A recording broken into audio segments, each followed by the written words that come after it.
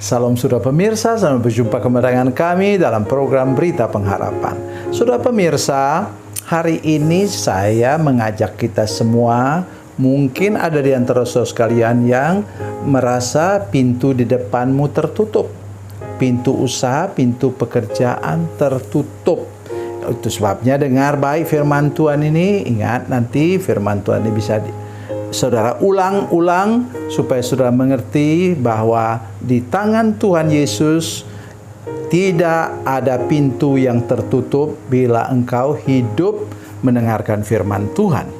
Mari kita berdoa sebelum kita lebih jauh mendengarkan firman Tuhan ini. Bapa, dalam nama Yesus, terima kasih ada firman Tuhan yang ajaib dan luar biasa yang kami mendengar sebentar. Kau menolong kami supaya kami betul-betul mengerti bahwa di depan Tuhan Yesus tidak ada pintu yang tertutup. Dalam nama Yesus kami berdoa. Haleluya. Amin. Saudara pemirsa, mari kita membaca kitab kita dari Perjanjian Baru, kitab terakhir, kitab Wahyu, pasal yang ketiga ayat 7 dan 8. Ya. Wahyu 3 ayat 7 dan 8, demikian bunyi firman Tuhan, dan tuliskanlah kepada malaikat jemaat di Philadelphia, inilah firman dari yang kudus, yang benar, yang memegang kunci Daud. Apabila ia membuka, tidak ada yang dapat menutup. Apabila ia menutup, tidak ada yang dapat membuka. Aku tahu segala pekerjaanmu, lihatlah, aku telah membuka pintu bagimu yang tidak dapat tutup oleh seorang pun. Aku tahu bahwa kekuatanmu tidak seberapa, namun engkau menuruti firmanku dan engkau tidak menyangkal namaku. Amin. Saudara pemirsa, saya seringkali mengatakan kepada saudara, hendaklah engkau hidup tulus, lurus, dan kudus di hadapan Tuhan. Karena di sini Tuhan Yesus memperkenalkan diri sebagai apa? Coba saya lihat lagi. Dan tuliskanlah kepada malaikat jemaat di Philadelphia, inilah firman dari yang kudus, yang benar. Kalau saya merumuskannya untuk kita, orang percaya, kita perlu hidup tulus, lurus, dan kudus di hadapan Tuhan. Terus ada yang bilang begini kepada saya, Pak Pendeta, mana bisa orang dagang untung kalau dia hidup tulus dan lurus? Tidak mungkin. Tapi sudah lihat, nanti sebentar bacalah perumpamaan talenta dalam Matius pasal 25. Saudara akan tahu di sana bagaimana orang yang hidupnya benar di hadapan Tuhan. Ingat, yang terima 5 talenta dan 2 talenta itu mereka untung berapa? 100% untung. Luar biasa saudara sekalian. Itu 1 talenta itu bukan sesuatu yang kecil, itu uang emas saudara sekalian. Nilainya kira-kira satu talenta itu 10 miliar kalau mau hitung sekarang. 10 miliar rupiah. Jadi kalau begitu saudara sekalian, Tuhan mau kita untung.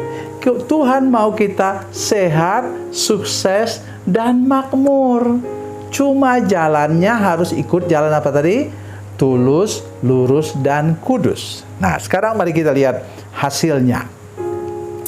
Saya sangat senang ayat di firman Tuhan ini. Inilah firman dari yang kudus, yang benar, yang memegang kunci Daud. Sudah bisa bayangkan? Kunci brankas Daud.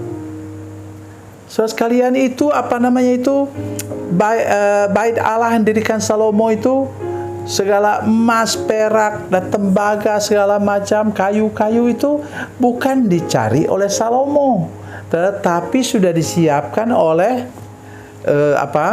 oleh Daud. Jadi semacam Salomo tinggal memasang knockdown, ya.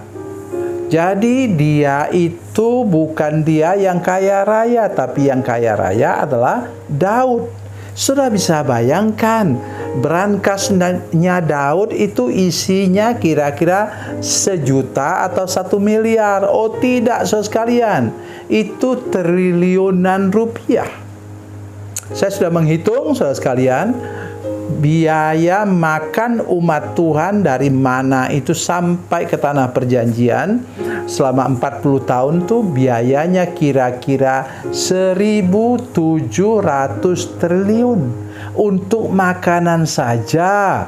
Jadi mari kita ingat, kalau Tuhan buka kunci, Yesus buka kunci pintu itu, Dia bukan memberikan receh. Dia memberikan kepada kita berkat yang berkelimpahan. Cuma kita harus janji kepada Tuhan. Bila engkau diberkati, engkau harus memperhatikan kehidupan hamba Tuhan. Bukan karena saya pendeta, bukan. Tetapi kata firman Tuhan, kita harus memperhatikan kehidupan hamba Tuhan. Ya, kalau dalam perjanjian lama, konteks perjanjian lama itu imam dan orang Lewi. Mereka tidak punya dikasih tanah, tapi mereka diberikan hak mendapatkan berkat Tuhan dari umat Tuhan. Yang kedua apa, saudara sekalian? Yang kedua orang Lewi, imam dan orang Lewi. Dan sekarang itu hamba Tuhan di gerejamu.